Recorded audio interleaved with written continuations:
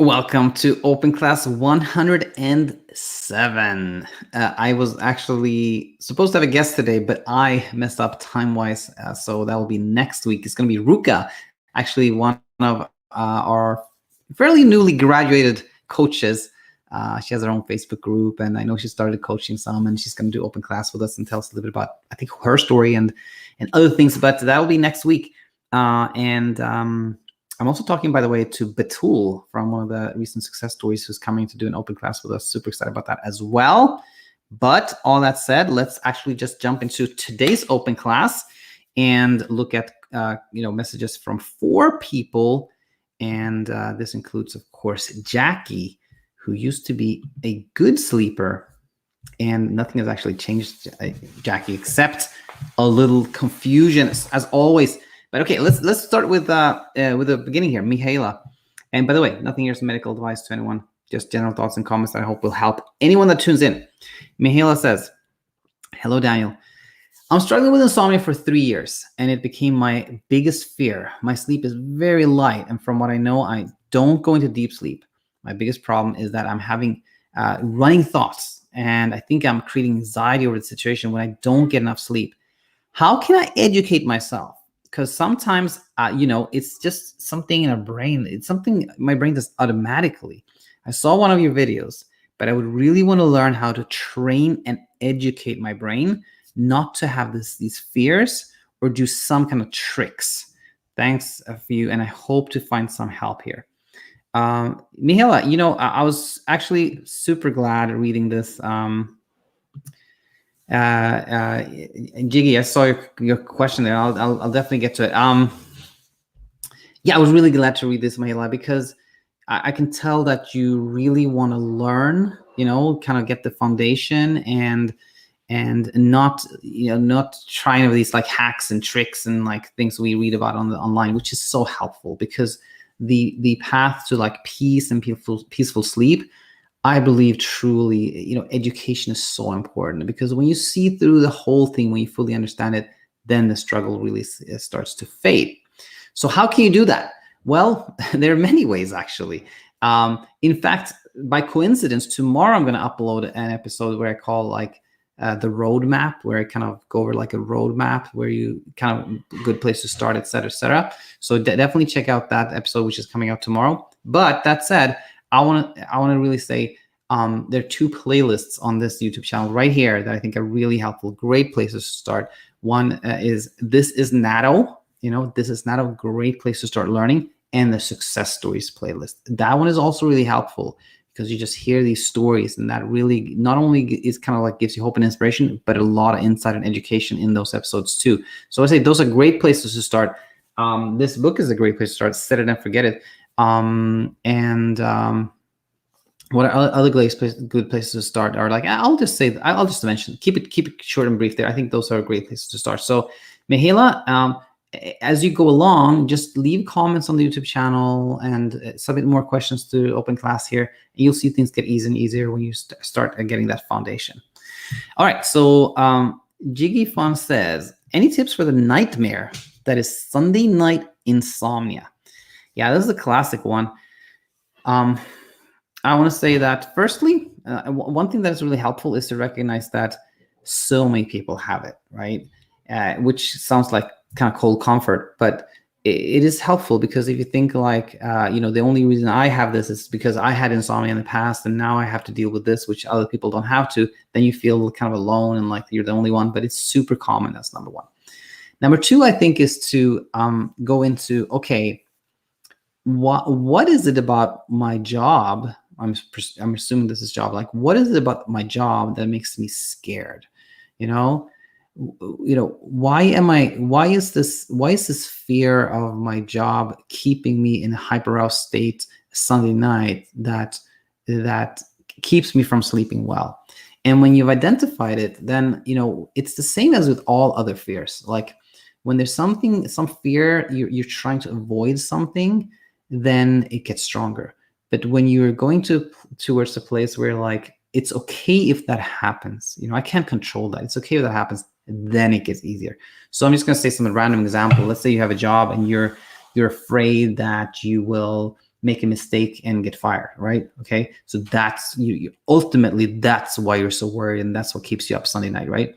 So then, tricky as it is, there are kind of two things you can do. One is to point to, well, I've had Sunday night insomnia so many times before, and I've never made that mistake and gotten fired. Well, that can be helpful, but I think a more powerful way is often this one, to be like, okay, I figured out why I'm so scared, and that's keeping me hyper-aroused. Now I'm going to imagine that. I'm actually going to go there in my imagination only, okay?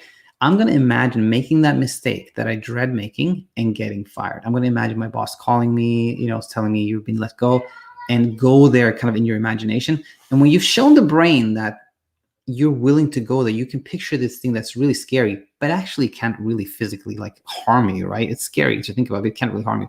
When you've shown the brain that you're willing to imagine that, then things start calming down, because then you're just not trying to avoid this thing, I mean, like, I'm willing to go there. Even if that happens, I'll be fine. That, I think, is a great way to approach these type of fears. Hope that helped you, Gifan. And let me know if it didn't, and we can clarify further. All right, so back to open class here. We are going to look at a question from Anonymous, who says, hi, I've been watching some of your videos recently, and I really appreciate the insight. You got it. Recently, I have been struggling a lot with sleep, like getting no sleep at night over a few nights and then taking a benzo because I'm so desperate. I have struggled off and on with insomnia for the last 15 years or so, but after I was sick with COVID, it got so much worse. It makes me feel like my problem is worse than anyone else's. Like people who complain that they get 4 hours of sleep, I would love to get at least that.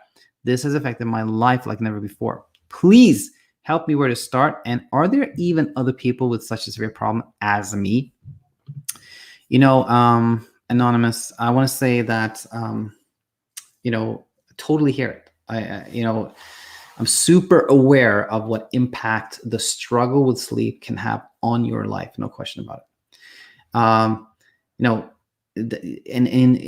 in no way want to belittle your situation or anybody else's situation. But that said, I'm sure, as I'm reading these lines from you, Anonymous, there's a bunch of people who say, oh my gosh, that's, mine is different because of this reason. This is where it's like, I want to say this.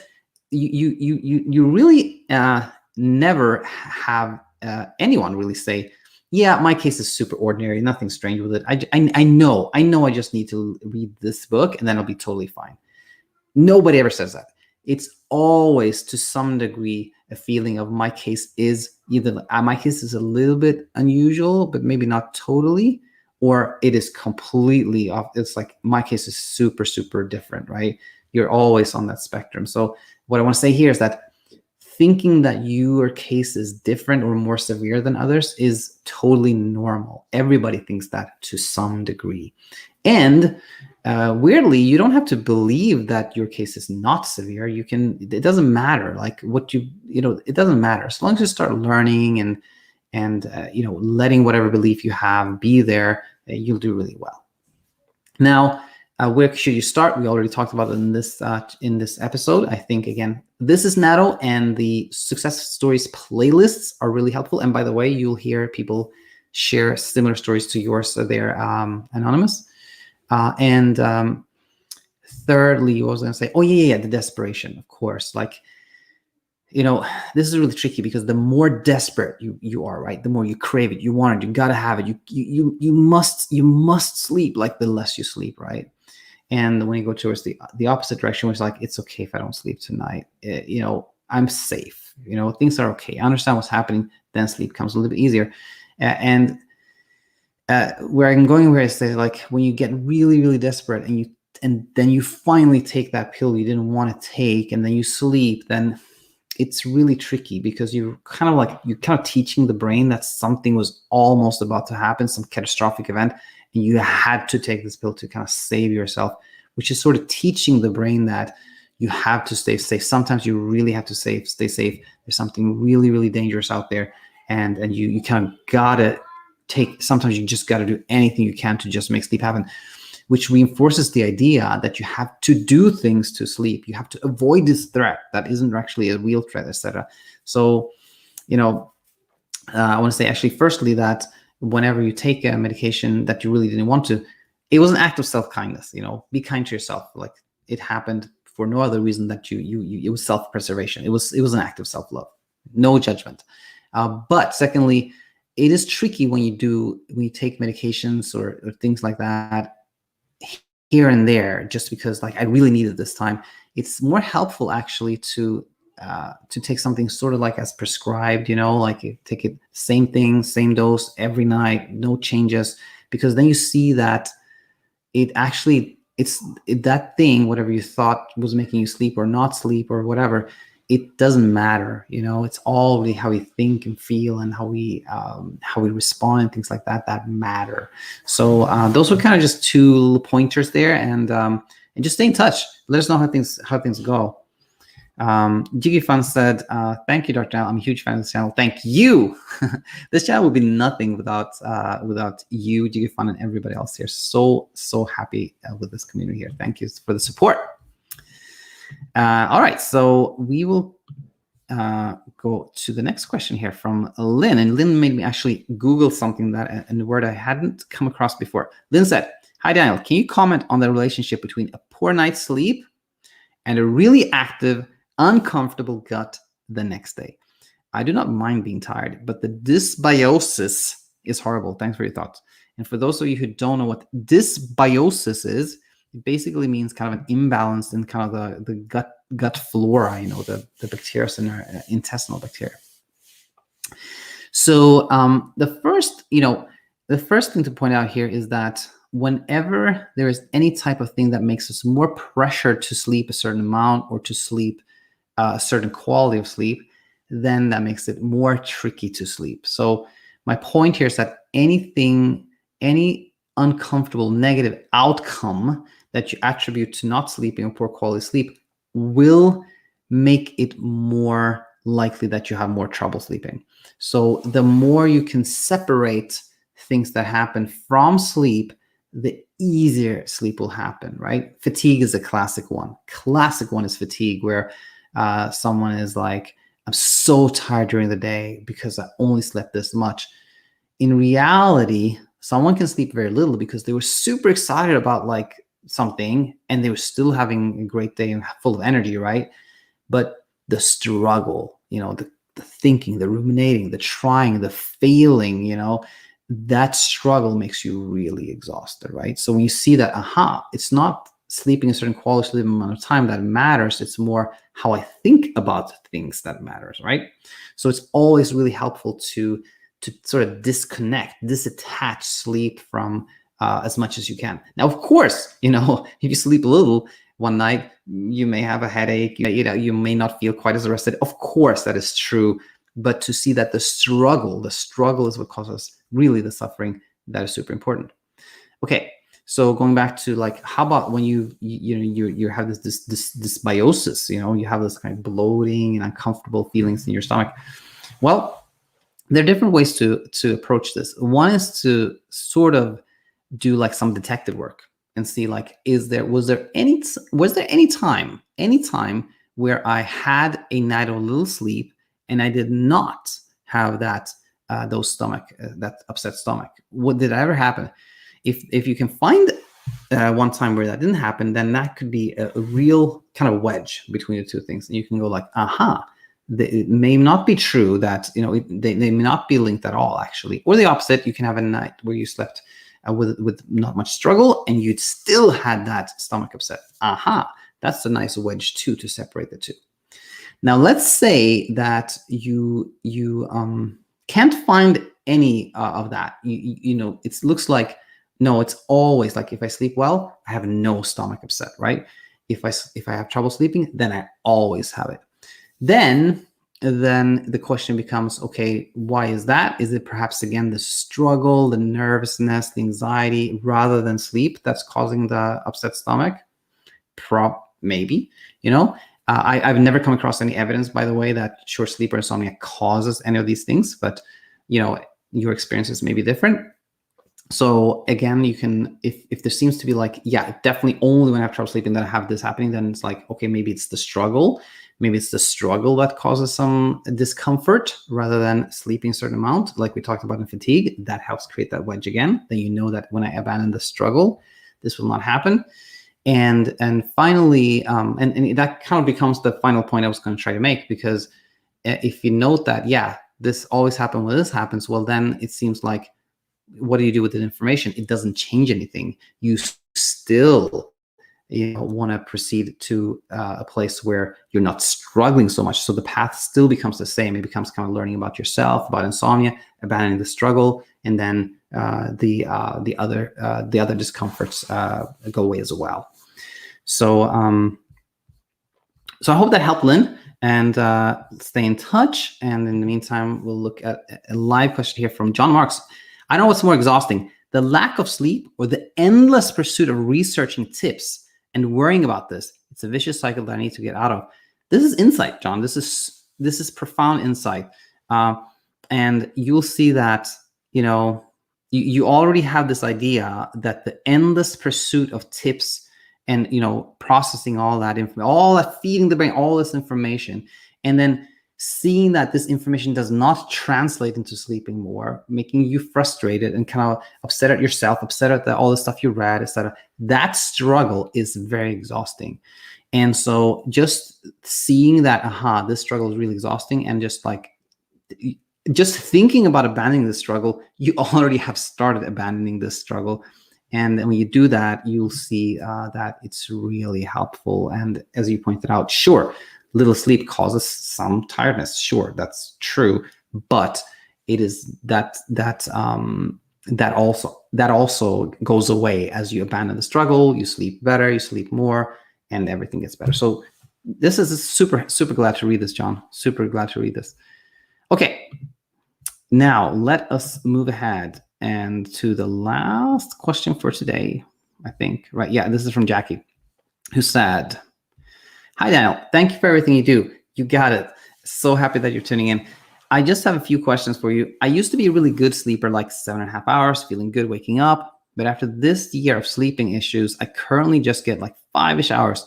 I know I cannot control amount of hours I sleep, but it's hard not to compare to when I slept well. I hope that I can get back to that. Is it really just hyperarousal that prevents me from that? If that was my natural sleep pattern my entire life prior to this happening, or how I developed this pattern now of shorter sleep. Also, before I would seldom remember my dreams, but now I remember my dreams so vividly. It leads me to waking up feeling so alert. I can't tell sometimes if I'm even rested or not, just still hyper vigilant. Just like you said last episode, I can never get to my alarm clock to wake up, always up before that. I know my reaction to that is not good. Is it a matter of just being aware of it and self-kindness? Thank you for answering my questions. Anytime, Jackie. And is it a matter of being aware of it and self-kindness? That combination is truly magical, I believe. When you understand why, how sleep is regulated, if you will, and you have a night of like choppy sleep, you didn't sleep much, but you're like, yeah, I know. I was kind of anxious and I was kind of trying to make sleep happen. And that's why I didn't sleep much. And I'm not going to be hard on myself for that. And you go on to do something you like during that day. That combination, awareness plus self-kindness, I truly feel is magical. So definitely super helpful. And I could just end there, really. But of course, I want to add some more content, some more here, which is the good sleeper thing, right? You think you were a good sleeper because you slept a certain amount and you didn't struggle. So, and the reason you think that way is that the brain is this problem-solving machine, right? It's always trying to solve your problems and keep you safe.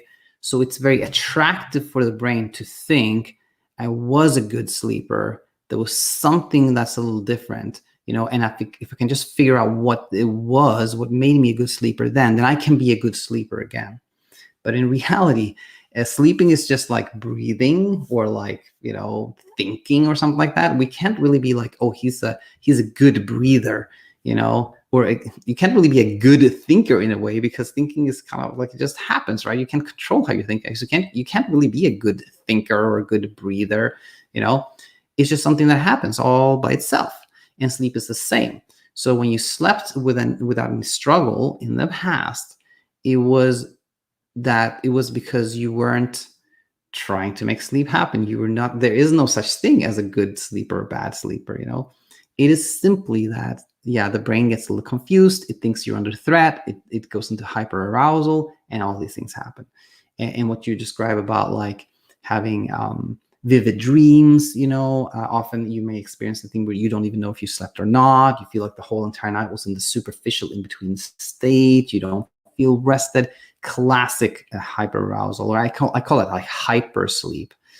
And yes, when you just learn and you deploy awareness and self-kindness, then this hyperarousal starts to go down, and you slept a little more soundly. You maybe had a little less vivid dreams. Then it becomes easier to be like, oh, I don't really need to do anything, blah, blah, blah. And the whole thing just kind of fades out. And you'll see that you were never a good sleeper. You just slept, right? You were never a good sleeper. There's no such thing. And that's really helpful to see. So I hope that helped, Jackie. And thanks everyone for tuning in. I look forward to have you all back soon. If you have a question for open class or want to find out how you can work with myself or just more about the school, then head over to thesleepcoachschool.com. And we'll end there. See you soon. Take care now.